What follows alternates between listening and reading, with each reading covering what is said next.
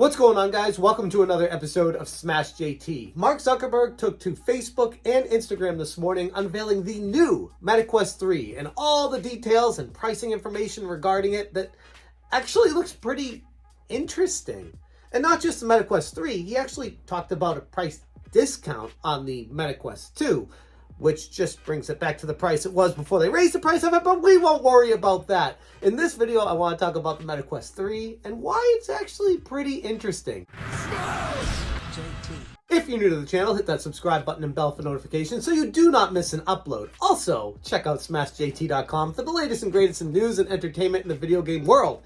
And today, I have a new article up regarding Meta Quest 3 virtual reality details and experience unveiled. And this article goes into much further detail than I will go into this video. So if you want more, check out the details in the description below. Click on the link and check out this article. And with that out of the way, let's talk about the Meta Quest 3 and why this is an interesting prospect.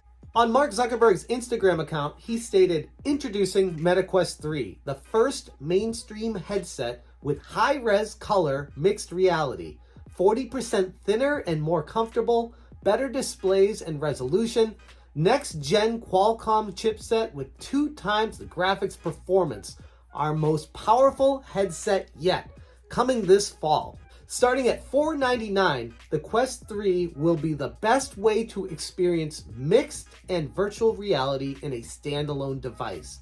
It'll be compatible with Quest 2's entire library, hear that, Sony? With more titles coming. More details at our Connect conference on September 27th.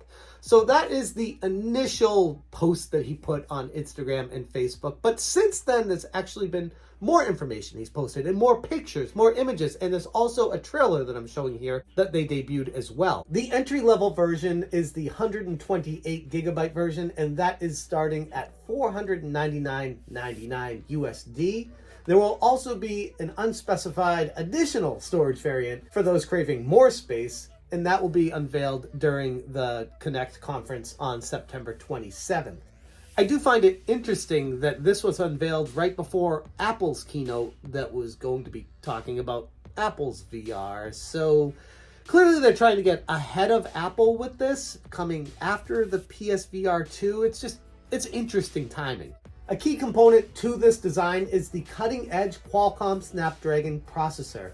The next-gen chip is expected to deliver double the graphics performance of the predecessor, which again, sounds like Apple speak for this is going to be so good, it's literally double what we used to have. It's better than anything before. You basically have to get this one if you want to keep up with everyone. The Meta Quest 3 supports all Quest 2 games, which is something that I was very frustrated with Sony with how they didn't allow backwards compatibility with the PSVR. I think that was a major misstep by Sony. Something that I noticed initially and was confused by, with Sony's explanation being, oh, we can't do it because it's too complicated, it doesn't work with the controls, the X, Y, and Z reasons of this. No, that's BS. It's Sony being lazy. It's Sony trying to promote the new thing and making people jump into the next games and making them rebuy the same games all over again. And it was a very boneheaded decision by Sony to not make sure they had backwards compatibility, because backwards compatibility would have been a huge reason to upgrade to the PSVR 2. But as it stands right now, why would I keep staying in line with PSVR if there are better options available and I have to start from scratch anyways? Meta also plans to reduce the price of the Quest 2 by $100, dropping the price of the 128 gig to $299.99, and the 256 gig will be reduced by $80 to $349.99, effectively negating those ridiculous price hikes that they put in during the pandemic. Which I get it, the chips and the supply shortage and the price hikes, and I get it, but it feels like a little bit of a knee-jerk reaction to be like, oh, we're losing money here, let's make it worse on us by raising the price on something that's technology that isn't really selling great. Let's raise the price on that to recoup our money. I didn't agree with it then, and now coming back to the price that it initially launched at, it's kind of DOA. Like, why would I want the Meta Quest 2 when the 3 is just a couple hundred more and way better? So I get what they're going for, but it's just kind of like they never gave the Quest 2 a chance. And maybe that's the point. Maybe they want it to be people just go straight to the Quest 3. The Quest 3's handheld controllers have also been redesigned, providing a more immersive interaction throughout the haptics. The new Touch Plus controllers feature a thumbstick, 2 buttons on the top, and 1 trigger button, enhancing, supposedly, the gaming experience. An in-depth view of the Quest 3 reveals 3 sensor areas in front of the device that are set it apart from the predecessors. In the new sensors, described as pill-shaped zones, they hold 4 cameras split evenly between the left and right sides, including 2 full-color cameras, 2 standard ones, and a middle-depth sensor, which is expected to enhance the headset's augmented reality capabilities. So, I want to be clear, this is not just a VR headset, it's also an augmented reality headset. So right now Meta's trying to go for both worlds and combine them into one, and it'll be interesting to see how that pans out. And another layer of user interaction, the new Touch Plus controllers are designed to work with the depth sensor and hand tracking. It's confirmed to be a built-in feature of the Quest 3 that removes the requirement to add additional peripherals to this. So it's almost like it feels like it's an all-in-one bundle. You buy this thing, you're not going to need to buy extra sensors or extra connections or anything like that. And oh, by the way, the Meta Quest 3 is going to be lighter and wireless and backwards compatible, and it feels like this is what Sony should have been going towards.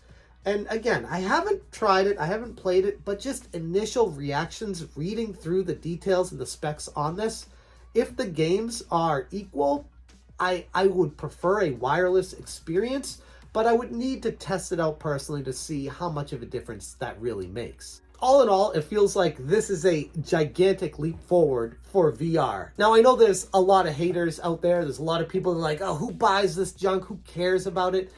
I feel like there is an avenue for the future of gaming here.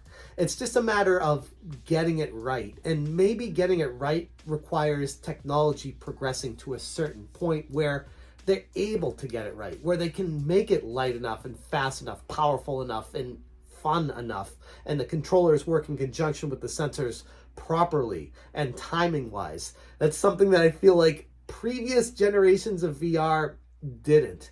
And the biggest thing for me, for the original Sony PSVR, which I have, was the clarity of the video was so piss poor. It was blurry, it gave you nausea, it's something you couldn't have on your face for longer than 5 minutes before you. It's like, all right, that's enough. Like, it's cool, but it kind of felt like a tech demo of what the future could hold, could house for VR.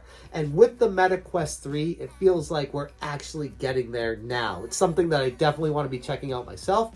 But at the same time, I still have an eye on the PSVR 2. I know there's a lot of people that just want to throw that away and hate on it, but there's something to be said for Gran Turismo in VR, along with other Sony titles. And if the price comes to a point where I'm okay with it, I definitely want to check that out as well. But I'll be watching the Facebook Meta Connect conference on September 27th. So if you guys are interested, leave a comment below. Let me know if you want me to continue covering this and if this is something that you're interested in.